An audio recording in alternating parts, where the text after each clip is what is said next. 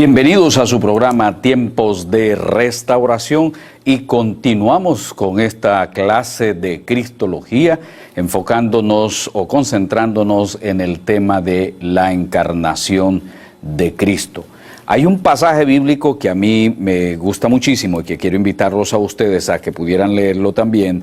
Es Juan, el Evangelio de Juan, en el capítulo 1 y versículo 14, que dice: y aquel verbo fue hecho carne y habitó entre nosotros y vimos su gloria, gloria como del unigénito del Padre, lleno de gracia y de verdad.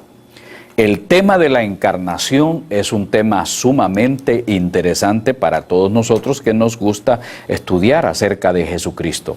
Hemos dicho que la cristología de atrás tiene mucho que ver con el anuncio acerca de la venida del Mesías, y es precisamente atrás en los escritos proféticos donde encontramos, especialmente en Isaías o en las profecías de Isaías, sobre la venida del Mesías y las señales que habrían de darse para reconocer quién sería el Mesías. Luego, en los evangelios nosotros encontramos el testimonio de cómo anduvo el Mesías, de cómo se comportó el Mesías, de cómo el Mesías se relacionó con las personas, de cómo el Mesías hizo sanidades, de cómo el Mesías liberó a las personas de la acechanza de Satanás, de los casos de posesión, de los casos de liberación. Encontramos todos esos ejemplos ahí en los evangelios, y posteriormente, como vamos a estudiar mucho más adelante, encontramos en el Nuevo Testamento, especialmente en las epístolas del apóstol San Pablo, el anuncio acerca de la venida, del retorno de nuestro Señor y Salvador Jesucristo. Así que todos estos aspectos son necesarios para nosotros estudiarlos y así tener ese material didáctico para la iglesia, para instruir a los hermanos de la iglesia y que estos no sean arrastrados por todo viento de doctrina, especialmente cuando el día del Señor se acerca, porque sabemos nosotros que van a surgir cada hombre, cada mujer que se habrán de llamar a sí mismos Cristos o ungidos o Mesías, y es necesario para el pueblo de Dios conocer lo que la palabra del Señor dice. Dice la Biblia: ¿por qué es que perece el pueblo? Porque le falta el conocimiento, y es necesario entonces escudriñar las Escrituras, porque estas son las que dan testimonio del Mesías. Así es que le hago la invitación a usted para permanecer estudiando la palabra del Señor, y le invito sobre todo a leer los evangelios, a leer acerca del testimonio que se daba en las distintas comunidades cuando Jesús estuvo en su ministerio aquí en la tierra, sanando enfermos, echando fuera demonios, haciendo transformaciones de vidas, haciendo milagros de multiplicación de panes, es decir, tantas otras cosas. Es necesario para nosotros entonces conocer más acerca del Mesías. La palabra encarnación como tal no la vamos a encontrar así en la Escritura, pero sí vamos a encontrar sus componentes, en y carne, como lo vamos a encontrar en el Evangelio según San Juan, especialmente cuando nos dice a nosotros: y aquel verbo se hizo carne. Más adelante lo vamos a encontrar también en primera o en segunda de Juan. Repitiendo el pasaje que leímos, decía: y aquel verbo fue hecho carne y habitó entre nosotros. Ahí está el testimonio. Y habitó entre nosotros, y vimos su gloria, gloria como del unigénito del Padre, lleno de gracia y de verdad. Este es el testimonio de Juan, el Dios con nosotros. Dios estuvo con nosotros, Dios caminó con nosotros, Dios hizo los milagros entre nosotros, Dios durmió también entre nosotros, Dios comió entre nosotros, haciendo referencia lógicamente a Jesús, haciendo referencia lógicamente a Jesucristo. Pasajes que nos revelan a nosotros sobre la humanidad de nuestro Señor Jesucristo. Y esto más adelante vamos a tratar de entender el por qué. Habían ya surgido algunas doctrinas que alteraron, por así decirlo, la palabra del Señor y comenzaron a surgir herejías con el tiempo. Por eso es para nosotros importante continuar. Todavía se hace vigente el estudio de la palabra del Señor acerca de Jesucristo. En Isaías capítulo 9, verso 6, ya se nos habla a nosotros de la predicción de la unión de la deidad y de la humanidad, especialmente cuando nos habla a nosotros de que un niño nacería. Con solo esa palabra, un niño nacería, y esto es, y se llamará su nombre, y ahí va dando la lista: Príncipe de Paz, Dios fuerte, Padre eterno. Pero cuando dice la palabra Dios fuerte, hay una palabra en hebreo que significa Gibor, o el Gibor, que nos está hablando a nosotros del concepto de héroe. Dios fuerte, aquel que me va a liberar, y por eso la concepción de Mesías como aquel que habría de liberarnos, aquel que no habría nada imposible para él, aquel que se convertiría internamente en mi corazón como el modelo de hombre, es decir, el héroe para cada uno de nosotros. En Isaías capítulo 7, verso 14 dice: por tanto el Señor mismo os dará señal. He aquí que la Virgen concebirá y dará a luz un hijo y llamará su nombre Emmanuel, que significa Dios con nosotros. Dios estará presente con su pueblo en todos sus tratos providenciales. En este texto nos habla a nosotros entonces que Él nacería de una virgen, o sea, Él sería parte también de la raza humana, el Dios con nosotros. Cuando Gabriel le anunció a María que ella iba a concebir al Mesías, el Espíritu Santo vendría sobre ella y el poder del Altísimo la cubriría. Y eso lo puede encontrar usted en Lucas capítulo 1, verso 35. Para nosotros es de vital importancia reconocer que el Verbo se hizo carne precisamente en María como la elegida, como el vaso por el cual Dios iba a nacer, se iba a encarnar. Y por eso a mí la primera parte me gusta muchísimo del Evangelio de Juan, que para nosotros también es importante, especialmente donde dice: en el principio era el Verbo y el Verbo era con Dios y el Verbo era Dios. Este era en el principio con Dios.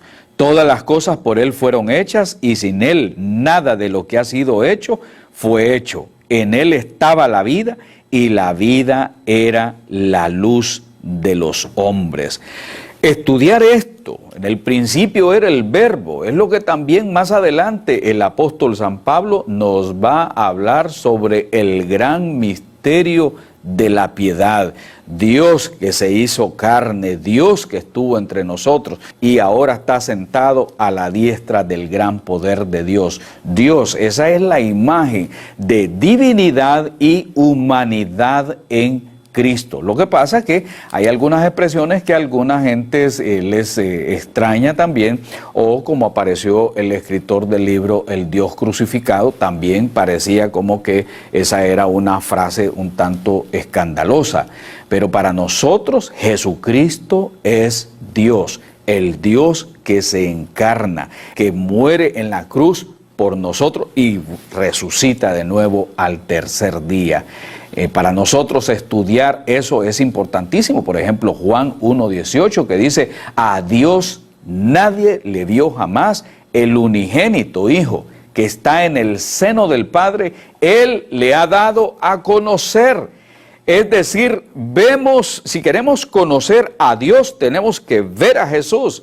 porque Él es la imagen del Dios invisible, el primogénito de la creación, y así lo dice la palabra de Dios. A muchos testigos de Jehová esto no les gusta, a los arrianos tampoco les gustaba, a todos aquellos que tuercen las escrituras no les gusta reconocer que Jesucristo en la palabra aparece como Dios. Y así lo encontramos. Decía ahí mismo, si me conocieseis, también a mi Padre conoceríais.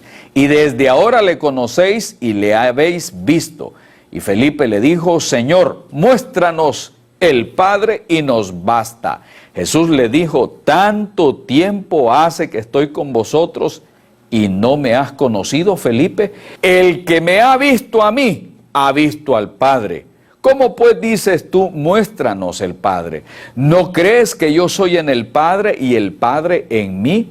Las palabras que yo os hablo, no las hablo por mi propia cuenta, sino que el Padre que mora en mí, Él hace las obras. Creedme que yo soy en el Padre y el Padre en mí. De otra manera, creedme por las mismas obras. Y aquí es donde algunos también tropiezan en este pensamiento, porque algunos, yo he escuchado personas diciendo de que el Padre es una cosa, el Hijo era otra, y que el Hijo fue adoptado, a eso se llama adopcionismo también. Otros dicen no, porque el Padre es mayor, el Hijo fue algo que realmente estaba ahí como alguien que dio testimonio, y no quieren reconocer la divinidad. Es por eso que es necesario para nosotros escudriñar las Escrituras, ver lo que la palabra del Señor nos dice a cada uno de nosotros. El que me ve a mí, dice ahí, ha visto al Padre. Para mí no hay mayor explicación que esta que estoy encontrando. Acuérdense también cuando el Señor invitó a que aquel hombre colocara sus manos sobre sus dedos, sobre sus manos, para que tocara sus cicatrices, en el caso de Tomás. Y entonces Tomás hace la declaración, Señor mío y Dios mío, con una expresión de admiración profunda y de reconocimiento del error que él ha cometido. Pero así lo encontramos nosotros en la Escritura. Jesús es humano, Jesús es divino también. ¿Qué nos dice 1 de Pedro 2:21? Pues para esto fuisteis llamados, porque también Cristo padeció por nosotros, dejándonos ejemplo para que sigáis sus pisadas. Eso era precisamente lo que estábamos hablando acerca de que cada uno de nosotros, al ver esa parte divina y esa parte humana, aprendamos que sí es posible que nosotros podamos seguir el ejemplo de ese Dios que se encarna aquí en la tierra al imitar a Jesucristo. En Primera de Juan 2:6 dice, el que dice que permanece en Él debe de andar como Él anduvo. El Dios con nosotros que se encarnó, el Emmanuel, nos dio el ejemplo de la justicia de Dios aquí en la tierra. Nos dio el ejemplo del amor de Dios aquí en la tierra. Nos dio el ejemplo de la solidaridad aquí cuando Él estuvo en la tierra. Emmanuel, Dios con nosotros. Sin la encarnación no tuviéramos ese ejemplo. No tuviéramos nosotros el ejemplo que el Señor nos dio. Por eso vamos a estudiar un poquito sobre el propósito de esta encarnación, que era proveer también el sacrificio efectivo por el pecado. Sin la encarnación no tuviéramos un Salvador nosotros. El pecado requiere la muerte como su pago. Dios no muere, así que el Salvador tiene que ser humano para poder morir. Pero la muerte de un hombre común no pagaría por el pecado eternamente. De modo que el Salvador tiene que ser Dios. Necesitamos un Salvador que sea Dios hecho hombre, y lo tenemos en Jesucristo, como usted lo puede ver en Hebreos capítulo 10, de los versículos 1 al 10. Hay también otro propósito de la encarnación, y es para poder cumplir el pacto davídico. Gabriel le anunció a María que a su hijo se le daría el trono de David, según encontramos en Lucas capítulo 1, verso 31 al 33, cuando le dice, y ahora concebirás en tu vientre y darás a luz un hijo y llamarás su nombre Jesús. Este será grande y será llamado Hijo del Altísimo, y el Señor Dios le dará el trono de David, su padre. Aquí hay algo importante que también quiero tomar ventaja para aprovechar. Y llamará su nombre Jesús. Este será grande y será llamado Hijo del Altísimo. Jesús. Jesús en griego, que es una transliteración del nombre hebreo Josué también, cuyo significado es el Señor es salvación. Y eso era, el Salvador. Era un nombre común entre los judíos, pero el ángel pronunció el nombre porque en el nombre habría de residir no solo su destino, sino también su misión. Ahora, como les decía antes, en esto tomamos un poquito de ventaja porque el nombre no fue Jesús lo que pronunció el ángel. Como lo han dicho tantos eruditos, tantos estudiosos y rabinos, el nombre de él era Yah, que significa también el Señor, y Shua, que tiene que ver con el Señor es Salvador. Así es que el nombre de él era Yahshua, que es el nombre con el que anteriormente se había dado a conocer el Creador como Yahweh y Padre. Y Shua quiere decir la misión que él tenía, Salvador y Libertador. Jesús es una derivación de la palabra griega Jesús, la cual en ese tiempo no tenía significado alguno. Jesús era como una composición griega de dos palabras carentes de significado, que con el tiempo se le fue identificando con el nombre de Yahshua, el Hijo del Altísimo. Y lo mismo sucedió con la palabra Cristo. Era derivado de la palabra Cristo y la X se cambió por la forma de C. Ambas transliteraciones carecían de significado que tenían en sí. El nombre que el ángel había dado pues era Yeshua o Yahshua. En resumidas cuentas, el nombre de Jesucristo en su original sería entonces Yahshua HaMashiach, como lo hemos hablado en otros programas. Eso no quiere decir que el Señor no vaya a atendernos nuestras oraciones si nosotros decimos Jesucristo o nosotros decimos Yahshua. El Señor honra la fe de la persona y actúa en beneficio de esa persona.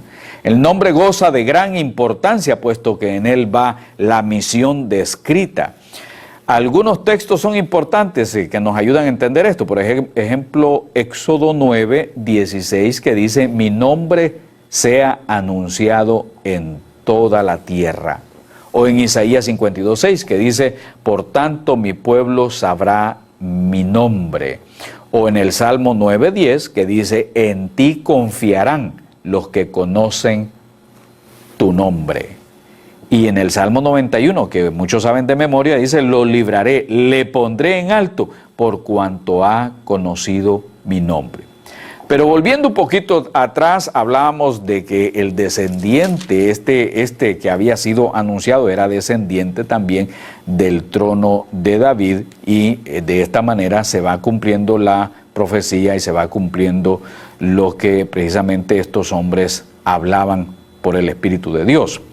El otro propósito de la encarnación es para destruir las obras del diablo. Primera de Juan, capítulo 3, verso 8, nos habla también que para esto apareció el Hijo de Dios, para deshacer las obras del diablo. Note que esto fue efectuado por la aparición de Cristo. El enfoque es sobre su venida, no solo sobre su resurrección solamente, como se esperaría. ¿Por qué fue necesaria la aparición de Jesucristo para derrotar a Satanás? Porque Satanás tenía que ser derrotado en la arena que él domina, es decir, en este mundo. Así es que Cristo fue enviado a este mundo para destruir las obras del diablo. El otro propósito de la encarnación del Señor es para poder ser el sumo sacerdote compasivo, tal y como lo encontramos en Hebreos capítulo 4, versos 14 al 16, que nos dice a nosotros: por tanto, teniendo un gran sumo sacerdote que traspasó los cielos, Jesús, el Hijo de Dios, retengamos nuestra profesión, porque no tenemos un sumo sacerdote que no pueda compadecerse de nuestras debilidades, sino uno que fue tentado en todo según nuestra semejanza, pero sin pecado. Acerquémonos pues confiadamente al trono de la gracia para alcanzar misericordia y hallar gracia para el oportuno socorro. Nuestro sumo sacerdote puede entender nuestras debilidades, porque Él fue probado como lo ha sido probado usted, como lo he sido probado yo. Él nos entiende porque Él se encarnó, fue el Dios que se encarnó, el Emmanuel, el sumo sacerdote, quien se compadece de nosotros, quien entiende nuestras luchas, las luchas mías, las luchas suyas. Él entiende nuestras preocupaciones, Él entiende nuestros esfuerzos, Él entiende los momentos de frustración que cualquiera de nosotros pudo o puede estar pasando. Él entiende todo eso porque Él pasó por estas pruebas y estas luchas. Pero Dios nunca es probado o nunca fue probado, así que la manera de que Dios fuera probado es que se encarnara, era que se hiciera hombre. Elohim, no podíamos decir, fue probado. La única manera que tenía que hacer que Elohim fuera probado es que se hiciera hombre para que Él pudiera convertirse después en el sumo sacerdote compasivo. El otro propósito de su encarnación es para poder ser un juez competente. Aunque la mayoría de las personas piensan que Dios, en Dios como el juez delante de todos aquellos vamos a compadecer y que será un juez duro, un juez estricto, en Jesucristo lo encontramos de otra manera. Ya no lo estamos viendo a Él como al Padre como un juez. Jesucristo nos muestra a nuestro Elohim como nuestro Padre, pero el juicio le será dado al Hijo, porque el Hijo mismo estuvo aquí en la tierra. Por ejemplo, Juan 5:22 dice: porque el Padre a nadie juzga, sino que todo el juicio dio al Hijo. Y encontramos en Juan 5:27 que también dice: y también le dio autoridad de hacer juicio por cuanto es el Hijo del Hombre. Todo el juicio será llevado a cabo por nuestro Señor, por cuanto es el Hijo del Hombre. Y este es el título que se asocia aquí en la tierra y con su misión terrenal. ¿Por qué es necesario que el juez sea humano y haber vivido en la tierra? Para poder refutar todas las excusas que los humanos pudieran presentar. ¿Y por qué tiene el juez que ser también Dios? Para que su juicio sea verdadero y justo. Así la encarnación tiene ramificaciones que relacionan con nuestro conocimiento de Dios, también nuestra salvación, nuestra vida diaria, nuestras necesidades urgentes y nuestros futuros. Debemos de entender bien eso. Dios se encarna porque de esa manera viven las luchas de los seres humanos. Desde esa perspectiva, Dios puede dar un juicio y el juicio se lo otorga al Hijo, como estoy repitiendo una vez más. Para nosotros, Jesucristo es perfecto Dios y perfecto hombre. Les guste a quien les guste y lo rechace la organización que quiera rechazarlo, para nosotros es perfecto Dios y perfecto hombre. Y no es un Dios de segunda categoría, como algunos lo quieren hacer ver, por el hecho de ser hombre. Al mismo tiempo, como acabamos de decir, Jesús no es menos hombre que nosotros por ser Dios, sino que es más perfectamente hombre que nosotros, precisamente porque al habitar en Él la divinidad, realiza la más perfecta imagen de Dios. Acuérdese que esa imagen de Dios se quebró en el hombre el día que Él pecó en el huerto del Edén. Así es que esto significa que la persona de Jesús realiza perfectamente el ser hombre y realiza perfectamente el ser Dios. En Él, en quien la creación ha venido a ser absoluto y lo divino se ha hecho concreto. Se afirma al 100% la divinidad y se afirma, por otro lado, al 100% su humanidad. Sin mutación, sin división y sin separación. Y esto es para nosotros lo que podríamos decir un misterio. Más adelante vamos a continuar con esto porque es un tema sumamente interesante. Dios nos entiende a nosotros porque Jesucristo estuvo entre nosotros.